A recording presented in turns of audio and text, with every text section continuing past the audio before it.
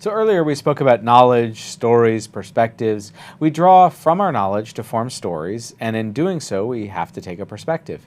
Insights are realizations about how to change our perspectives. On their own, they're just that, a change to our perspective.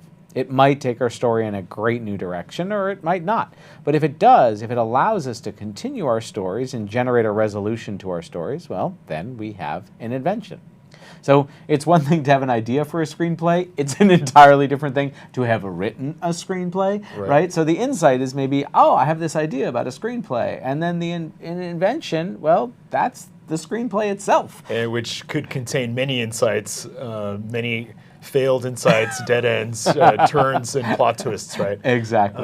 So we have to really understand not just the most basic unit of analysis, but also how all those things come together to produce something that we normally associate with creativity, which is kind of more like a product. Right? Yeah, and those can take a very long period of time, right? So the insight tends to be fairly quick, tends to be about our thinking, but an invention, right, that can take decades, right? And lots of dead ends along the way. Although, obviously, we're going to try and get better at that, right? Better at forming inventions. The Wright brothers, Wilbur and Orville, are famous for inventing and flying the first airplane. Now, the idea of building a machine that people could fly was hardly new. There are drawings and stories of human flight going back thousands of years. And in the 19th century, engineers and hobbyists were making concerted efforts. In the late 1800s, a variety of people were designing and trying gliders of various sorts, in effect large kites that a person could ride. And how did Wilbur and Orville Wright come to the problem? Well, they designed, made, and repaired bicycles. And they were readers. They grew up reading. One of their first concerted acts on the flying machine was to send a letter to the Smithsonian Museum for the current scientific achievements around flight so they could read up on all that everyone else had been doing. So the Wright brothers came to the task of building a flying machine with their own technical skills designing and building bicycles and the state-of-the-art knowledge of what others had learned about flight. Now, the Wright brothers' story about where they went from here was not straightforward at all. Getting from their reading about what others were doing to the launch of their first successful flight took about 6 years. That's short in terms of the history of human invention and the time that people had been dreaming about flying.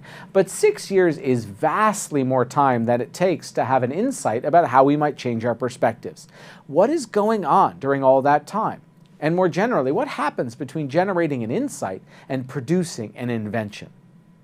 What happens is that we go back and forth between ordinary thinking and creative thinking. For example, we might spend some time using our perspectives and adding to our perspectives to guide our thinking and acting. We do the straightforward thing. Then, for some reason, we might be cued, and so we spend some time changing our perspectives or building a new perspective. Then we try to use that new perspective to think and act some more.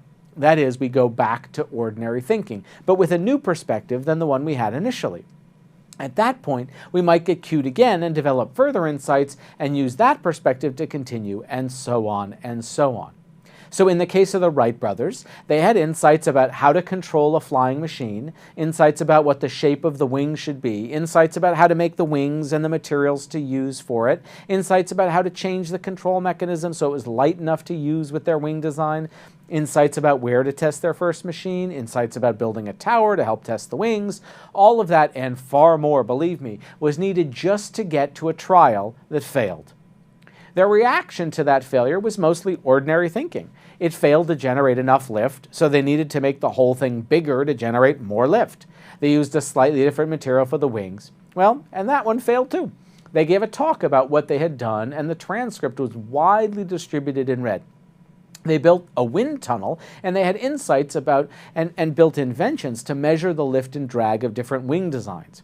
Then they built another machine, which now had more lift, and it now had more problems with control systems. And so they had to resolve that.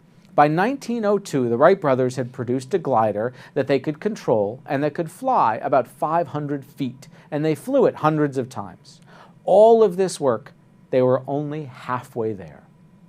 And this is the nature of the process of forming inventions. It takes an awfully long time. Some insights work, some insights don't work. The first insights about the controls, largely turned out to be right. The first insight about the wing design were not right at all. The insight to build a tower to test the machines, not helpful. The insight to build a wind tunnel, very helpful. And so it goes. Our stories and our perspectives both develop. An insight sends us off to change our perspective or build a new perspective, and our stories stall. Then our stories race ahead with our new perspective, while our old perspectives are pretty much on hold. Inventions can take years because our perspectives are incomplete. We simply don't know what we don't know. Our perspectives aren't developed fully at the outset of our stories. Besides, as we begin telling our stories and advancing our stories, things can happen in the world that we didn't expect in the beginning.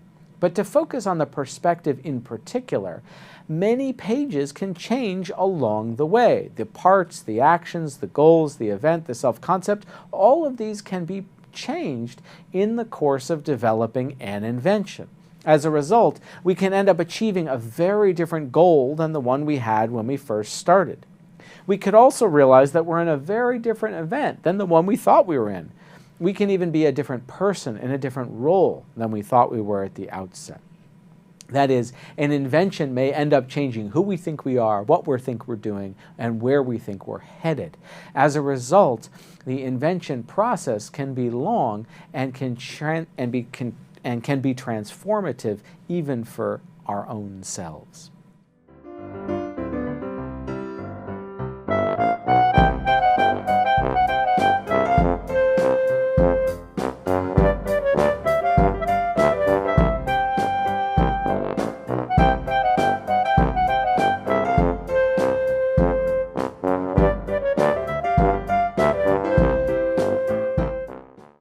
Typically, the creative process involves producing insights so that we eventually can generate an invention.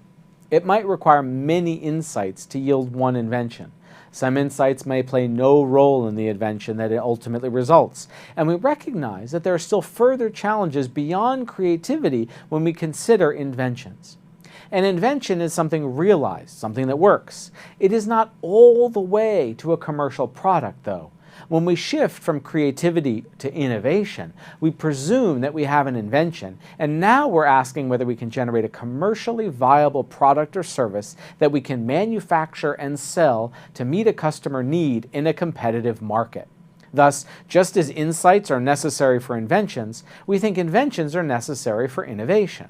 The creative process, by yielding insights and inventions, provides crucial inputs to innovation. Of course, we are creative in more ways and for more reasons than just innovation. Sometimes we're just trying to solve a current problem. Sometimes we're just trying to resolve one particular story.